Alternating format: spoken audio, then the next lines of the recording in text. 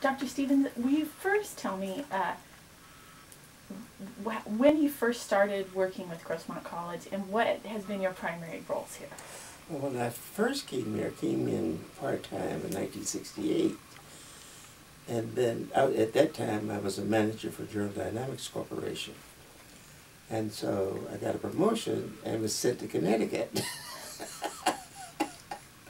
And then while I was in Connecticut, I got a call from Irv Metzger, who was Vice President of Academic Affairs at that time, and asked me if I would accept a position at Grossmont, because he heard I was returning to to California. I said, sure. And so I came here in 1970, full-time. And what position did he hire you for? A librarian. Well, I was wondering, what kind of changes have you seen on the campus from 1970s to now? Oh my gosh, many. Can you many highlight changes. a couple of them for me? Oh yes, the size of the campus has increased dramatically. The students, in terms of quantity, the quantity has increased from about 8,000 to 20,000. The variety of students, the diversity, has really improved from what it was when I came here,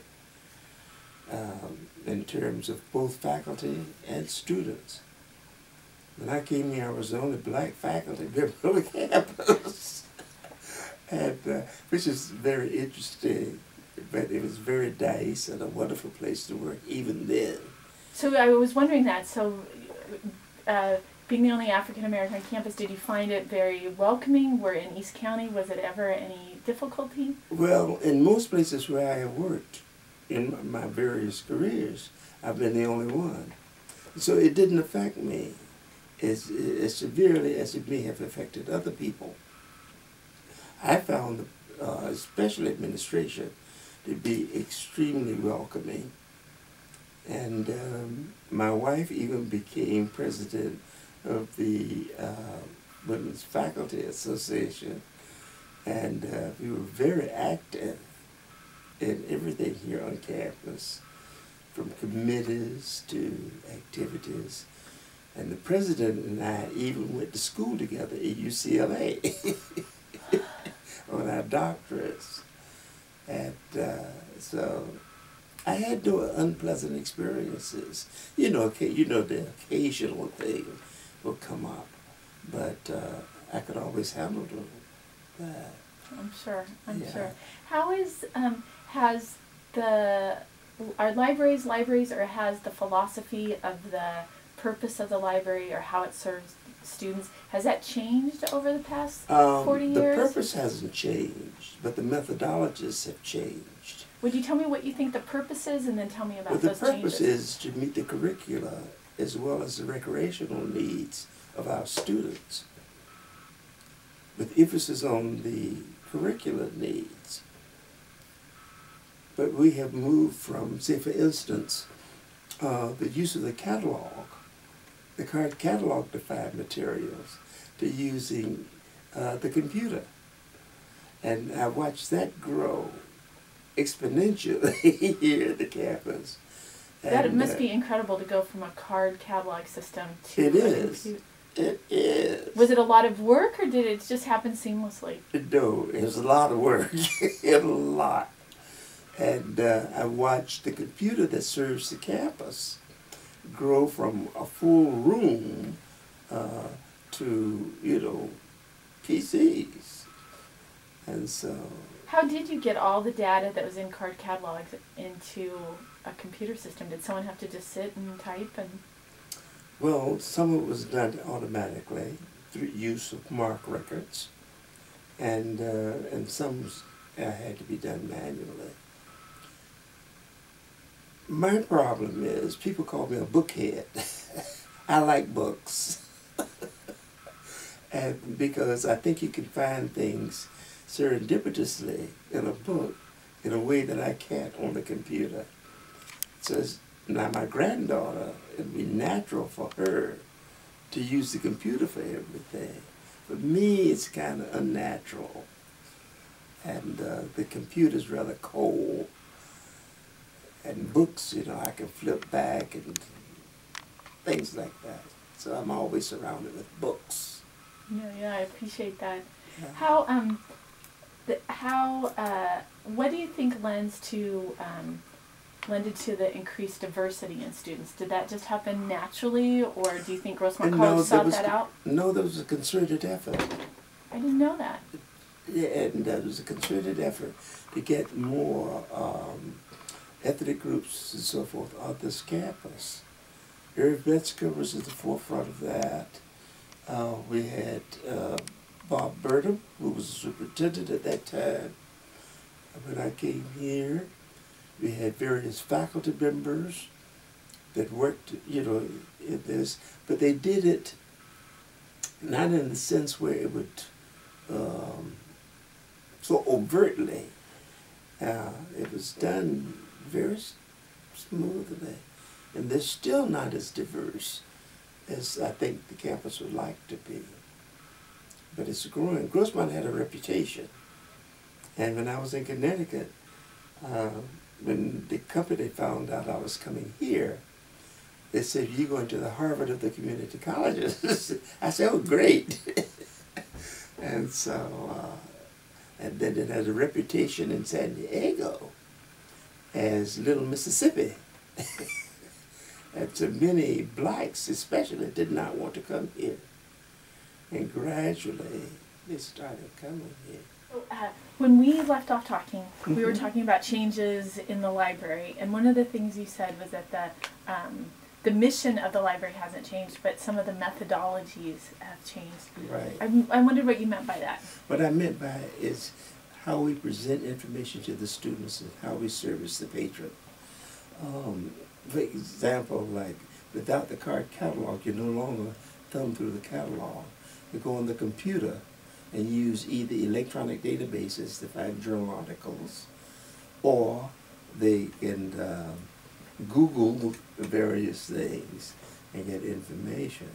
That wasn't possible before. And now it's easier to find relevant documents and relevant journal articles for subjects that they're trying to research. And we can also determine whether or not those are in our library or whether they're in other libraries, such as State or UCSD. And our students then have access to the millions of volumes in other libraries. And before it was kind of torturous, you know, trying to get all that information. Now, has that led to there being less actual physical books in the library? Yes. And what do you think about that? I don't like it.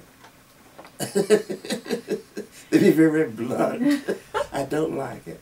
I have the philosophy that just because something is old does not mean that it's not useful. Naturally, I'm old, so that doesn't mean I have no use. Also, the use of the materials in the library many times depends upon the assignments given out by instructors. What do you mean by that? For example, if I am discussing Reconstruction, and some of the books pertaining to Reconstruction were published, say for instance, before 2010, like Hofstadter and some of those, and Fauner, then, and I want my students to use those. If we have taken those books out of the library, my students then don't have access to what people thought before the material was revised to say like 2010 to 2012. And so, and also when you get into literature, literature is never old. And and you can use Baudelaire and all of those to demonstrate things that some of your contemporary artists are not concerned with. Yeah, absolutely. And so I don't believe in throwing anything away, as you can see from my office. How what do you enjoy about your teaching as compared to being a librarian, and what do you enjoy about, like, how do you feel like it gives you a good balance, or It do you gives me prefer one? a very good balance. But I really like the interaction with the students. And when you look into their faces and you see the light bulbs go off, oh, now they understand the concept. And it's in here about how people saw Africans and African Americans and their intellectual capacities. And there was a big argument over that, where the blacks were even the same human species. They didn't believe that. I said, well, here's this document. Don't accept anything that I say because I say it.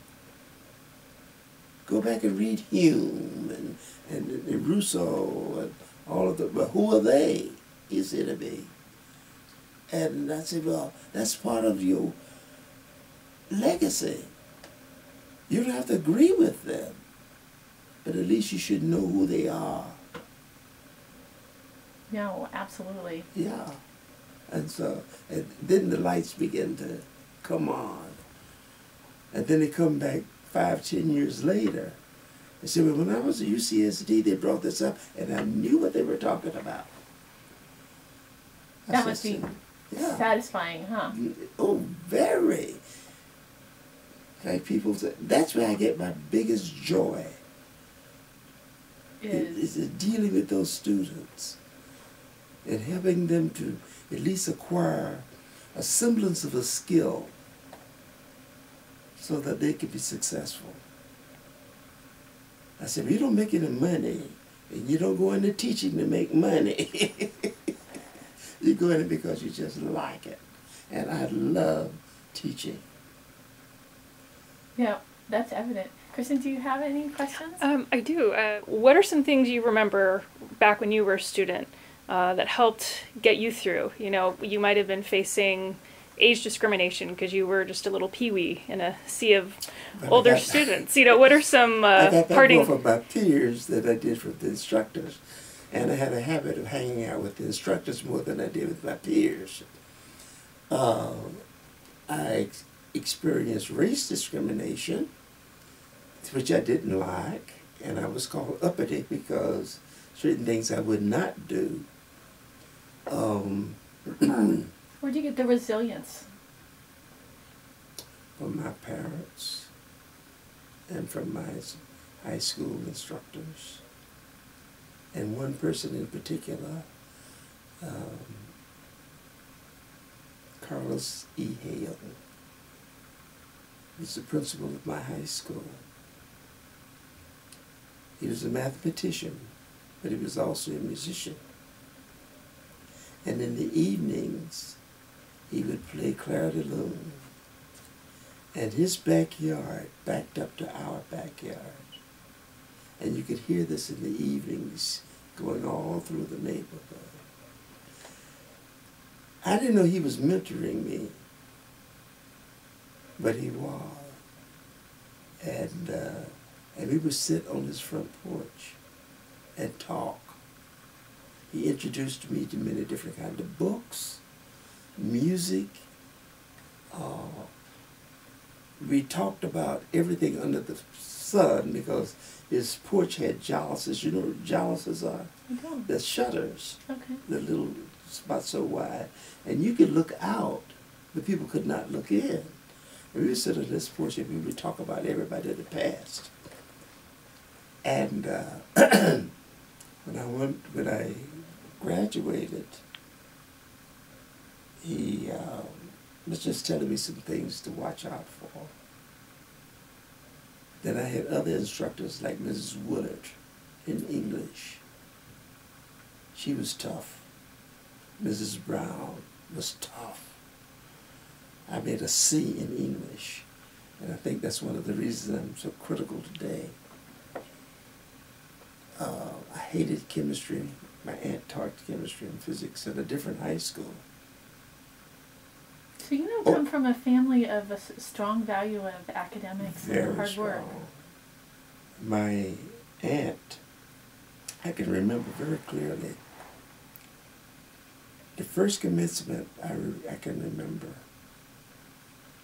And in the community, there was no auditorium for blocks. Everything was held at the church. And so I went with her, and you had these individuals coming down the aisle in these gray robes. And she said, one day that'll be you. Excuse me if it's very emotional with me. When I graduated from 9th grade, she was supposed to attend the ceremony, and she died the night before.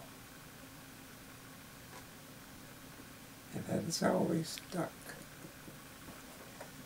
And that was my grandmother's sister. Her name was Elsie. And so... You had some powerful people in your life. Oh, yeah, very. My dad is the reason why I don't smoke. He took a handkerchief one day. It went during my fastidious days. You know, all people go through this. And he blew the smoke through a handkerchief. And it left this brown crud on the handkerchief. As you know, I couldn't stand it, so and I never smoked. My mother, very strong woman, and we were in New York, Flushing High School. And we went to the counselor. I was entered. And my mother wanted me to be in college prep courses. And the counselor said, I don't know why you wanted me in college prep courses. You know you people will never go to college. And I've never seen this woman rise in her seat the way she did.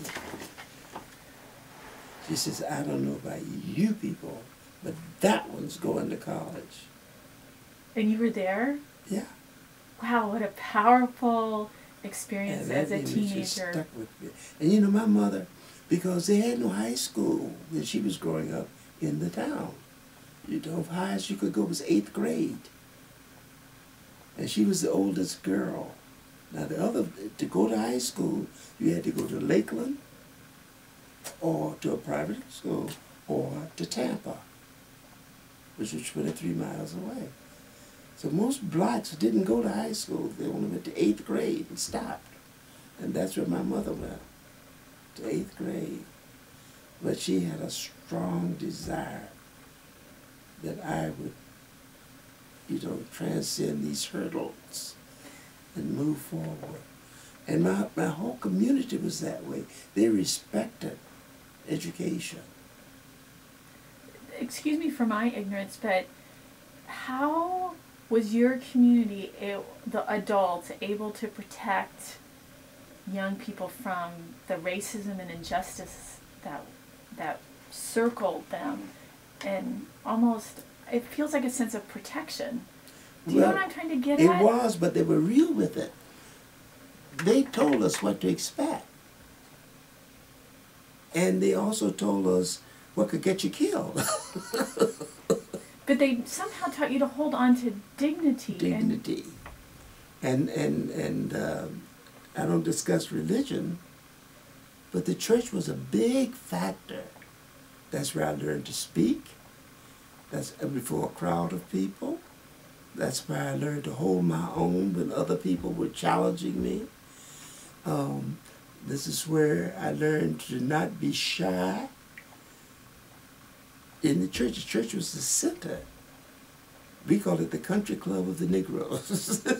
A great description. Yeah. And so, see, my grandfather was a Methodist minister. But I was not close to that side of the family. I was close to my mother's side of the family. And so, but the community, and they were just proud to see you accomplish something and progress. Now, don't get me wrong, I worked in the fields too. I picked tomatoes, I dug potatoes, I shucked corn. I did all of that stuff growing up. Hated it. As any young person would. And I think my mother knew I didn't like it. And so when my other cousins didn't want to go to school, they never had any problems with me going to school because I didn't want to do that kind of work. And so you got to college? Yes. And where did you go to school? And okay, I went to Florida A&M for my bachelor's. But I was also one of those people that although I was eligible, was told in no uncertain terms, because of state law, I could not enter the University of Florida. So what happened? I went to Florida A&M, Oh, and that which was is a why. historically black college. And I'm glad I did. Yeah, why? Because I learned certain things there I would not have gotten at the University of Florida. And then when I graduated from Florida A&M, I wanted to go to grad school. And I still couldn't go because of state law. But they would pay for me to go to any school outside of the state that offered the doctorate that was offered at the University of Florida. And guess where I went? Where? I said, well, okay, since you're going to do that, I'm going to go as far north as I can go. I went to the University of North Dakota. How was And that? froze. There were only 2 black students in the whole school. I bet.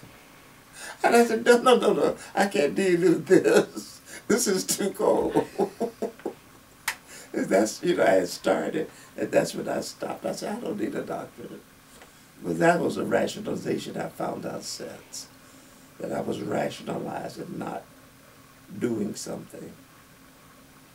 And that's the first place I went to where somebody walked up to me and rubbed my skin to see if the color would come off. And I sat down and explained to the little boy, no, this doesn't rub off. And the mother told me, she said she was so glad that I did that. In a gentle way. Yeah. And I think I was much smarter in those days than I am now. I don't think so. But I learned a lot growing up. Yeah. But the community and the church had a lot to do with it. Yeah. When I first came here, I was looking for housing. And what the real estate person, I came here first from Denver. And the real estate agent would show me some of the crappiest stuff I'd ever seen in my life. One place, you could look through the walls. And it's over here in southeast San Diego. And I said, I've never lived in a place like that in my life. And he took, well, it's good enough, you know, that kind of stuff. And then I found a house out here. And that was done serendipitously. And there was a lady who was a friend of the owner of that house. And that's another story. Tell me. Well, the property was had a restricted covenant on it. You know, restricted covenants. Certain people can't buy that property. Okay. Catholic Diego, but I never became bitter. At least I tried not Oh, to. I can tell. And not even when I lived in the South. We'd be riding down the street and people would say, "Hi, Kurt." And my mother would say, "Is there anybody in this town you don't know?" And these were most of them whites. Yeah, yeah. And how do you know them? I said, you know, things like that. Wow. What Because they taught me never to dislike a group of people. You can dislike an individual, but never a group. And that has helped me a lot.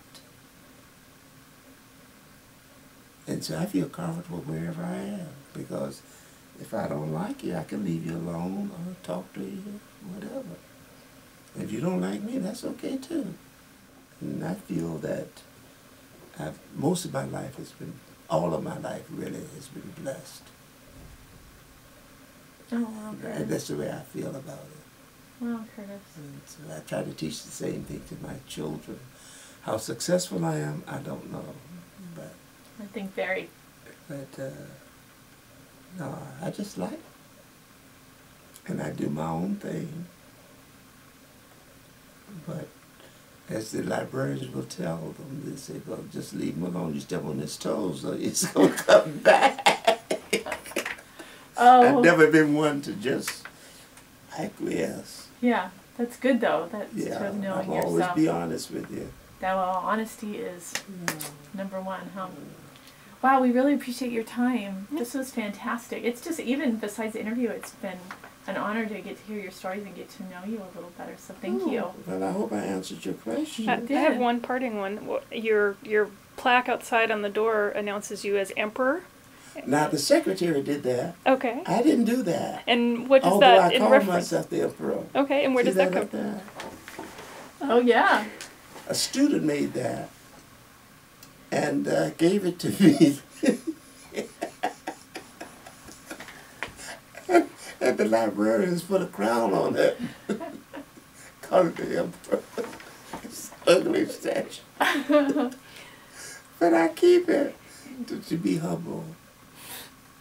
There you go. Okay. Yeah. Thank you very much. Oh, anytime. Thank you. Sure.